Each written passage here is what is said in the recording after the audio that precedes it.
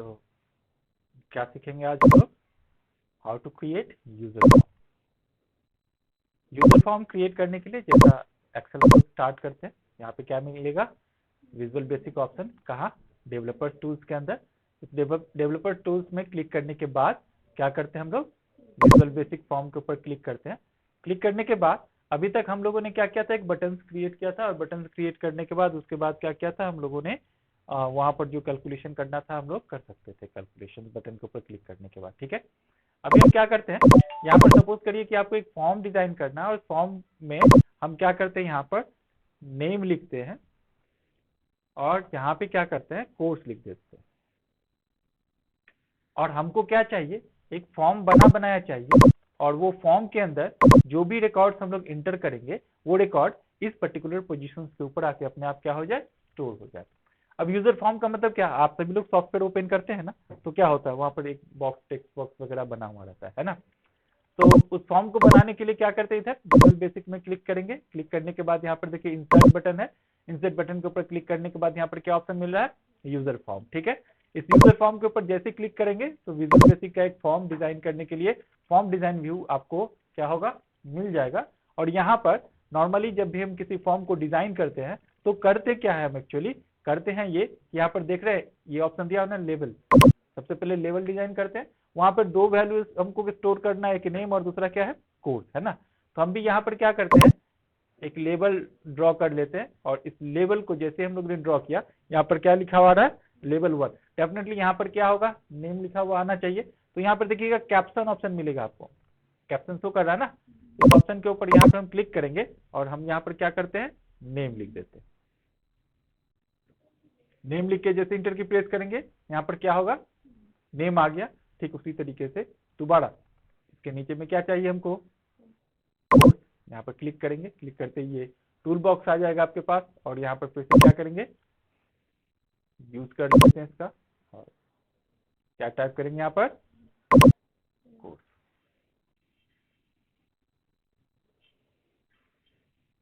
ठीक है, course type करके इंटर की प्रेस कर दिया, नेम भी बना लिया, कोर्स भी बना लिया, किसके थ्रू? लेबल के थ्रू। ठीक है, तो लेबल क्या करता है? लेबल क्रिएट करता है, जिस टेक्स्ट बॉक्स के लिए भी आपको जो वैल्यू क्रिएट करना है उसका लेबल क्या करेगा? क्रिएट कर देगा। अब यहाँ पर आपको दो टेक्स्ट बॉक्स चाहिए, और टेक्स्ट बॉक्स को क्रिएट करने के लिए देख रहे हैं यहाँ पर टेक्स्ट बॉक्स का बटन दिया हुआ है। इस टेक्स्ट बॉक्स बटन के ऊपर जैसे क्लिक करेंगे, टेक्स्ट बॉक्स का बटन क्या होगा? सेलेक्ट हो जाएगा। अब जिस लोकेशन में भी आपको टेक्स्ट बॉक्स ड्रॉ करना है, जितना बड़ा ड्रॉ करना है आप यहाँ पर सेलेक्ट कर लीजिए। टेक्स्ट बॉक्स क्रिएट हो गया। बाय डिफॉल्ट इस टेक्स्ट बॉक्स का नाम जो सिलेक्शन होता है उसका होता है टेक्स्ट बॉक्स 1। यहाँ पर देखिए टेक्स्ट बॉक्स का नाम क्या होगा? डिफाइन किया हुआ होगा, टेक्स्ट बॉक्स 1, है ना। क्या नाम है? Text box 1। अगर आप इसका कोई दूसरा नाम देना चाहते हो तो यहाँ पर क्लिक करके नाम चेंज कर दोगे, तो टेक्स्ट बॉक्स का नाम भी क्या होगा? चेंज हो जाएगा। ठीक है, लेकिन अभी बाय डिफॉल्ट नेम के थ्रू ही हम काम कर रहे हैं, तो बाय डिफॉल्ट नेम में इसका नाम क्या हो गया? Text box 1। ठीक है, ठीक उसी तरीके से हम लोग फिर से यहाँ पर क्या करेंगे? क्लिक करते हैं, और यहाँ पर अब दूसरा टेक्स्ट बॉक्स को क्रिएट कर रहे हैं। ठीक है, यहाँ पर आ गए, और अब क्या कर रहे हैं? टेक्स्ट बॉक्स 2 भी क्रिएट कर लिया है। ठीक है, अब टेक्स्ट बॉक्स 1 भी क्रिएट कर लिए, टेक्स्ट बॉक्स 2, इसका नाम क्या हो गया? Text box 2। इस तरीके से जितना टेक्स्ट बॉक्स आप क्रिएट करते जाइएगा, टेक्स्ट बॉक्स 1 2 3 4 एक एक करके क्या होगा? टेक्स्ट बॉक्स आता जाएगा। ठीक है, अब यहाँ पर आपको चाहिए क्या भाई? यहाँ पे बटन चाहिए। किसी सॉफ्टवेयर के अंदर देखते हैं ना, बटन दिया रहता है। कौन कौन सा बटन रहता है? सबमिट, रीसेट, एक और बटन होता है जिसमें लोग कौन सा बटन बोलते हैं? कैंसिल बटन होता है ना। तो तीनों ही बटन हम डिजाइन करेंगे यहाँ पर, और बटन डिजाइन करने के लिए देखिए यहाँ पर बटन ऑप्शन दिया हुआ है ना। ठीक है, इस बटन ऑप्शन के ऊपर क्या करेंगे? क्लिक करेंगे। क्लिक करते ही अब सिलेक्शन हो चुका है बटन, यहाँ पे ड्रॉ कर लीजिए, जैसा भी बटन आपको ड्रॉ करना है। क्लिक कर लिया, देखिए बटन ड्रॉ करते ही बाय डिफॉल्ट नेम, बटन का जो डिफॉल्ट नेम है यहाँ पर क्या हो रहा है? शो कर रहा है ना। आपको अगर लगता है कि बटन के नेम को चेंज करना है, आप यहाँ पर क्लिक कर लो, और यहाँ पर क्लिक करके आप क्या कर सकते हो? बटन का नाम क्या देना चाहते हैं? सबमिट।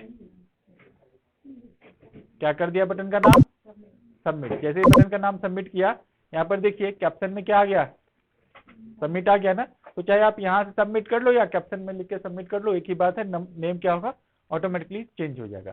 ठीक उसी तरीके से फिर से दूसरा बटन क्रिएट करना है, और इस दूसरे बटन का नाम हम लोग रीसेट रखते हैं। ठीक है, इसका नाम क्या रखेंगे? रीसेट। कैप्शन किधर है? क्वेश्चन दिख रहा है इसमें? किधर पड़ जा रहा है? क्या नाम है इसका? कमांड बटन 2 है ना। इसमें क्या लिखना है हमको? रिसेट। ठीक है, रिसेट करके इंटर की प्रेस कर देंगे। इसका नाम क्या हो गया? रिसेट हो गया। एक और बटन बना लेते हैं। कौन सा बटन बताया था? Cancel button. यहाँ क्लिक करते हैं, यहाँ पर फिर से एक और बटन बनाते हैं। इस बटन का नाम क्या होगा? कैंसिल।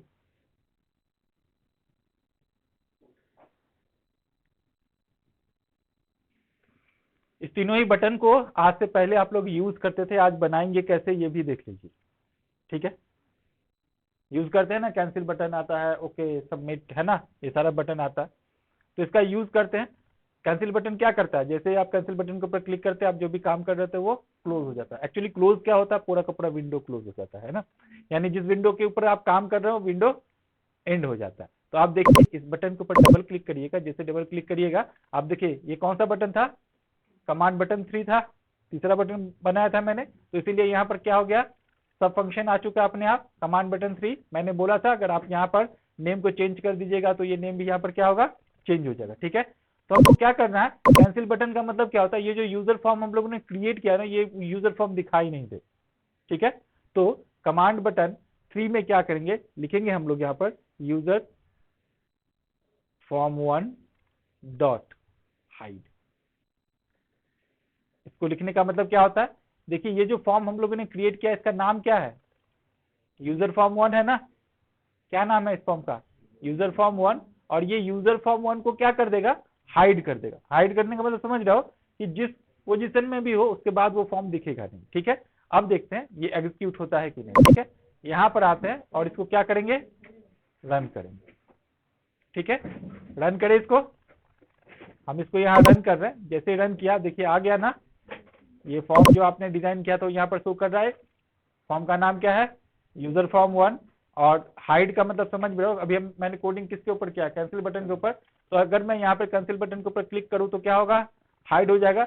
रिसेट के ऊपर कोई कोडिंग नहीं किया है, सबमिट के ऊपर कोई कोडिंग नहीं किया, तो जिसके ऊपर कोडिंग नहीं किया उसके ऊपर क्लिक कर रहे, कुछ हो रहा क्या? कुछ नहीं हो रहा। क्यों नहीं हो रहा? क्योंकि अभी तक हम लोगों ने इसके ऊपर कोई कोडिंग इंप्लीमेंट नहीं किया। अगर हमको इंप्लीमेंटेशन करना था तो अभी कहाँ किया हम लोगों ने? कैंसिल के ऊपर। और कैंसिल के ऊपर लिखा है क्या? यूजर फॉर्म 1 डॉट हाइड, यानी पहला जो यूजर फॉर्म है जिसमें आप हो अभी करंटली वर्कआउट करो तो क्या कर दीजिए? हाइड कर दीजिए। तो क्या हो गया? वो क्लोज हो गया, हाइड हो गया। ठीक है, तो ये पहला फॉर्म क्या हो चुका है? क्रिएट हो गया। अब दूसरे के लिए कोडिंग कर रहे हैं क्या? रिसेट। क्या करना है? रिसेट करना है। रिसेट का मतलब क्या होता है? आपने इस बॉक्स के अंदर कुछ एंट्री कर दिया है और वो एंट्री गलत हो गया, आपको वो एंट्री नहीं चाहिए, तो क्या करते हैं? रिसेट कर लेते हैं। तो क्या करेंगे यहाँ पर? रिसेट। इसके बाद देखिए पहले बॉक्स का नाम क्या था? क्या दिया था हम लोगों ने? Text box 1। पहले टेक्स्ट बॉक्स का नाम। रिसेट किधर होगा? टेक्स्ट बॉक्स के अंदर होगा। तो हमको रिसेट किसको करना है? टेक्स्ट बॉक्स को करना है और उसका नाम क्या है? Text box 1। तो क्या लिखेंगे इधर? Text box 1। इसके अंदर क्या लिखते हैं आप? टेक्स्ट ही लिखिएगा। तो डॉट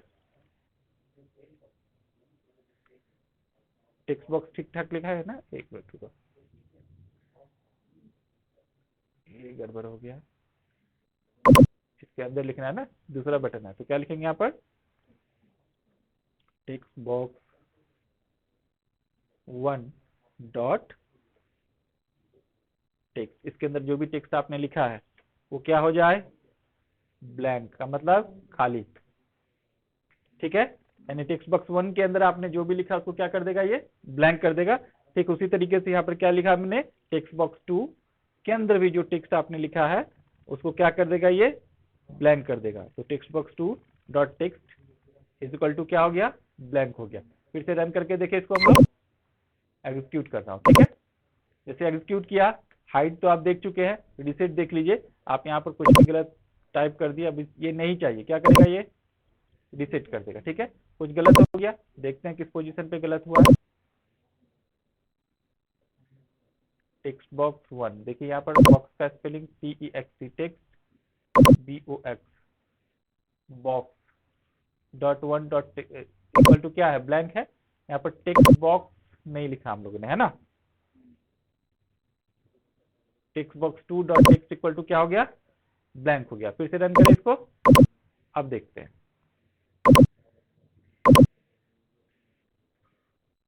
ठीक है, अब आप अगर इसके अंदर कोई भी मिस्टेक एंट्री कर दिया और आपको ये नहीं चाहिए तो क्या करोगे आप, रिसेट कर लेना। ठीक है, कैंसिल क्या करता है,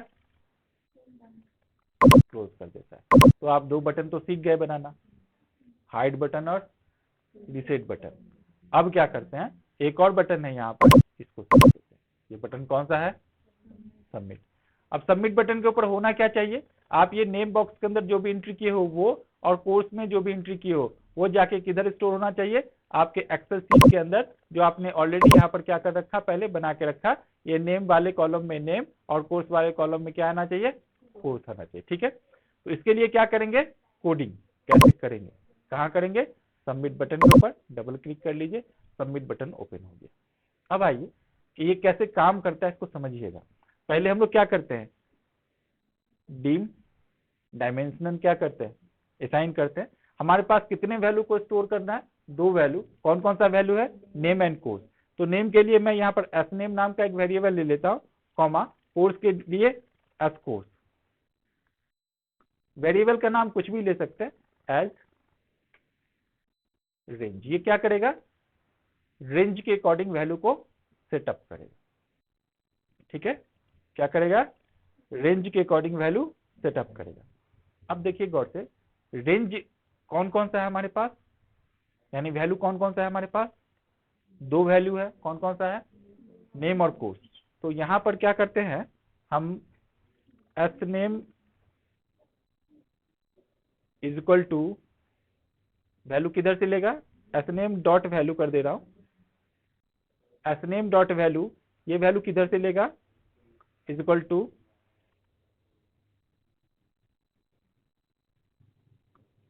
टेक्स्ट बॉक्स 1 डॉट टेक्स्ट से लेगा। ठीक है, ऐसे ही S course dot value is equal to, ये किधर से लेगा,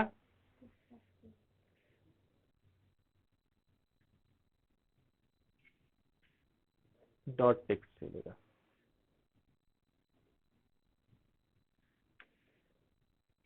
मैंने बोला कि एसनेम का वैल्यू वही होगा जो टेक्स्ट बॉक्स 1 में आपने इंटर कर रखा है। ठीक है, और S2 का वैल्यू यानी कोर्स जो है, कोर्स का वैल्यू वही होगा जो टेक्स्ट बॉक्स 2 ने आपने इंटर कर रखा है, यानी नेम और कोर्स के लिए मैंने असाइन कर दिया कि ये वैल्यू होगा। ये तो होगा, लेकिन रेंज कहां से लेगा, क्योंकि एक्सेल के अंदर एक दो वैल्यू, एक दो सेल तो है नहीं, बहुत सारा सेल है ना। तो क्या करना होता है, अपने को सेल को सेटअप करना पड़ता है। ठीक है, और सेटअप करने के लिए कोड लिखना पड़ेगा। ठीक है, ये कोड फिक्स होता है, ध्यान में रखिएगा। मैं यहां पर लिख रहा हूं सेट। ठीक है, क्या लिख दिया, सेट। बोला हूं रेंज को सेट करना, सेट करना किसको, एस नेम। ठीक है, किसको सेट कर रहा हूं, एस नेम को। ठीक है, यहां पर लिख दिया सेल्स, फर्स्ट ब्रैकेट स्टार्ट कर रहे हैं, यहां होगा रोज डॉट काउंट 1। ठीक है, मैंने बोला कि सेट करिए किसको, एस नेम को, उस सेल्स के लिए जो इनिशियली स्टार्ट हो रहा है, यानी फर्स्ट सेल से क्या हो रहा है, स्टार्ट हो रहा है, सेट 1 से स्टार्ट हो रहा है, उसको काउंट करना स्टार्ट करिए। ठीक है, काउंट करिए कब तक, जब तक कि वो लास्ट में हो। ठीक है, तो यहां पर लास्ट के लिए यहां पर लिखते इंड, फर्स्ट ब्रैकेट स्टार्ट करके एक्सएल अप। ठीक है, एक्सएल अप क्या करेगा, पहले तो इसने कहा कि एक एक करके क्या करिए, उस रो को काउंट करिए जिस रो के अंदर आपने वैल्यू इंटर करके रखा, और चेक करिए कि ब्लैंक किधर है। कैसे चेक करेगा, लास्ट इन तक। बोला कि कब तक चेक करो, जब तक कि लास्ट आप नहीं, यानी टोटल जितने भी रो और कॉलम्स, रो आपके उस पर्टिकुलर कॉलम्स के अंदर है, उस सबको काउंट कर लीजिए कि टोटल रो कितने हैं, और काउंट करने के बाद आप कहां चले आइए, अप, यानी ऊपर चले आइए। आपको काउंट हो गया कि टोटल इतने रो है जिसके अंदर वैल्यू क्या है ऑलरेडी इंटर्ड। ठीक है, अब आपके इंटर्ड वैल्यू के अंदर आपको क्या करना है, एक न्यू वैल्यू को एंटर करना है। तो उसके लिए डॉट ऑफसेट, क्या लिखते हैं हम लोग, डॉट ऑफसेट, फिर से क्या करेंगे, फर्स्ट ब्रैकेट स्टार्ट करेंगे 1,0, यानी कि कहां पर एंटर कर दीजिए, उस लोकेशन के अंदर एंटर करिए जहां पर आपका वैल्यू अभी क्या है, ब्लैंक है। उसी रो के अंदर एक और क्या करिए, इंक्रीज कर दीजिए। इसको कुछ इस तरीके से आप समझिए। देखिए यहां पर बोल रहा है क्या, सेट करिए किसको, नेम को, नेम को सेट करिए किसके अकॉर्डिंग, सेल्स को काउंट करिए। कैसे काउंट करना है, रो वाइज। कैसे काउंट करेगा, रो वाइज, एक एक इंक्रीज करता हुआ। काउंटिंग क्या करेगा, इंक्रीमेंटेशन बाय व्हाट, 1, यानी काउंट करिए एक एक इंक्रीज करते हुए। कब तक काउंट करिए, जब तक कि वो एंड नहीं हो जाए। कहां तक काउंट करना आपको, जब तक कि वो एंड नहीं हो जाए। अब काउंट कैसे करता है, आप लोगों ने काउंट फंक्शन यूज किया है ना, काउंट कैसे यूज करता है, जब तक सेल के अंदर कोई वैल्यू नहीं हुआ वो काउंट करेगा क्या, नहीं करेगा। तो काउंट समझ में आ रहा है अभी, काउंट कैसे करेगा, अगर उसके अंदर कोई वैल्यू है तो उसको काउंट करो। तो जहां पर भी उसको वैल्यू मिलेगा वो फ्रॉम बिगिनिंग, यानी कहां से स्टार्ट करेगा, एक से स्टार्ट होकर और लास्ट तक, इंड, इंड का मतलब क्या, लास्ट रो तक उसके एक एक वैल्यू को क्या करेगा, वो काउंट करेगा। काउंट करने का मतलब है उस सेल के अंदर वैल्यू है, और काउंट नहीं हुआ उसका मतलब उसका वैल्यू नहीं है। तो काउंट किया, काउंट करके उस पोजीशन पे पहुंच जाएगा जिस पोजीशन पे अभी क्या है, ब्लैंक है, यानी कर्सर वहां पहुंच जाएगा जहां पर क्या है, इंड हो चुका है। ठीक है, अगर शुरू से लेके लास्ट तक एक भी सेल खाली नहीं है तो वो फिर वैल्यू को एंटर नहीं करेगा। ठीक है ना, अगर खाली है तो उसने क्या किया, लास्ट तक काउंट कर लिया, और एक्सेल अब क्या करता है, फ्रॉम टॉप में जाके उस पोजीशन पर कर्सर को ले जाता है जिस पोजीशन में अभी एक्सेल के अंदर कोई भी डेटा स्टोर किया हुआ नहीं है। ठीक है, और बोल रहा है कि जिस पोजीशन पे भी अभी आप लास्ट काउंट को काउंट किए हो उसके अगले रो में चले जाओ, यानी वो रो क्या होगा, ब्लैंक होगा, उसके अगले रो में चले जाइए और वहां पर जाके वैल्यू को क्या करना, आपको स्टोर करना है। ठीक है, इस पूरे लाइन का मतलब ये होता है। अब आते हैं, ये तो हो गया क्या, अब आप यहाँ पर इसको पकड़ोगे तो ये तो ऊपर से लेके नीचे तक काउंट किया। अभी देखो काउंट, इसको एक काउंट कर लेगा ना, यहाँ पर कर्सर आ गया कि चलो काउंट इतना है, एक वैल्यू है, ठीक है ना। लेकिन उसके बाद जो ऑफसेट है ना, वो क्या बोल रहा है कि उसके एक अगले किसमें, रो में ले जाइए, अगले रो में ले जाइए। अगला रो क्या होगा, यहाँ आ गया, और यहाँ पर आके इस वैल्यू को, कौन सा वैल्यू को, जिस वैल्यू को आपने कहा स्टोर करके रखा है, यहां से लिया है, और जिस वैल्यू को इंटर किया है वो एसनेम में जाके क्या हो जाएगा, स्टोर हो जाएगा। ठीक है, यानी टेक्स्ट बॉक्स 1 के अंदर जो भी वैल्यू है वो जाके नेम में, नेम वाले वैल्यू में जाके क्या होगा, स्टोर हो जाएगा। अब दूसरे को भी सेट करना है। अब दूसरा कैसे सेट होगा, सेट एज कोर्स है ना, ठीक है, क्या कर दिया, set as course is equal to, देखिए एक तो आपका पहले से सेट है ना, क्या सेट है, एसनेम तो आपको पता है ना, S name dot offset, first bracket start कर लेते हैं। अब देखिए गौर से, यहां पर मैंने 0,1 कर दिया। इसमें मैंने कहा कि भाई आपको देखिए, ये जो ये है ना, ये किसको काउंट करता है, रो को, और इसको ये किसको काउंट करता है, कॉलम को। ठीक है, तो इसने रो काउंट कर लिया था पूरा कि एक डाउन रो में क्या करना, आपको वैल्यू को स्टोर करना। अब अगर यहाँ पर एक वैल्यू स्टोर हो जाता है तो आपको किधर आना है, इधर आना है ना, कोर्स वाले पोर्शन में आना। तो हम क्या करेंगे, रो को इंक्रीज करने के बजाय किसको इंक्रीज करेंगे, कॉलम को। तो आपका कर्सर का करंट पोजीशन क्या है, ये है, तो आपको कहाँ जाना है, इधर आना है। तो मैंने इसीलिए यहाँ पर ये कोडिंग लिखा है, क्या लिखा कि set s course is equal to s name, यानी एस नेम के पोजीशन पे, जिस पोजीशन पे भी कर्सर अभी है, अभी कर्सर किधर है, वैल्यू एंटर करने के बाद एस नेम के पोजीशन पे है, डॉट ऑफसेट। ऑफसेट क्या करता है, बोलता है क्या कि अब आप रो को इनको इंक्रीज मत करिए, क्योंकि रो को हम लोग कितना किया है, 0 कर दिया। इसका मतलब क्या होता है, रो को इंक्रीज मत करिए, किसको इंक्रीज कर दीजिए, कॉलम को इंक्रीज करिए। कॉलम इंक्रीज करने का मतलब क्या होता है, अभी आपका वैल्यू किधर है, इधर है, कॉलम इंक्रीज होगा तो किधर आ जाएगा, इधर आ जाएगा, कोर्स में आ जाएगा। और जैसे ही कोर्स में आ गया, अब जो आप दूसरा वैल्यू एंटर कर रहे हैं, दूसरा कौन सा वैल्यू एंटर करना है, टेक्स्ट बॉक्स 2 डॉट टेक्स्ट के अंदर जो भी वैल्यू एंटर कर रहे हैं वो वैल्यू जाके किधर स्टोर हो जाएगा, समझ में आ रहा, या प्रॉब्लम है? प्रॉब्लम कहाँ है ये बताइए।